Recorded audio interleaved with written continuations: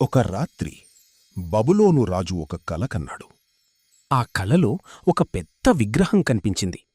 తల బంగారం, ఛాతీ వెండి, నడుము ఇత్తడి, కాళ్ళు ఇనుము. కాని పాదాలు మాత్రం విచిత్రంగా ఉన్నాయి.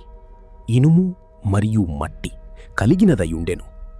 అప్పుడు ఇలా చెప్పబడింది: ఇనుము మట్టితో కలిసినట్లు కనిపించినా అవి ఒకటిగా నిలవవు. ఇనుము అంటే బలం, మట్టి అంటే బలహీనత. ఇవి కలిస్తే బయటకు బలంగా కనిపిస్తుంది, కాని లోపల బలహీనం ఉంటుంది. ఈరోజు ప్రపంచంలో కూడా ఇదే జరుగుతోంది. దేశాలు కలిసి ఒప్పందాలు చేస్తాయి, కాని లోపల విభేదాలుంటాయి. అందుకే చిన్న సమస్య వచ్చినా ఆ కలయిక కూలిపోతుంది.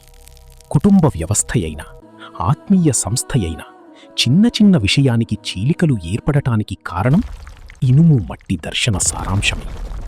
దేవుని సత్యం మీద నిలబడని ఐక్యత బయటకు బలంగా కనిపించినా నిలవదు. కాని దేవుని మీద నిర్మించిన జీవితం మాత్రమే ఎప్పటికీ కూలదు.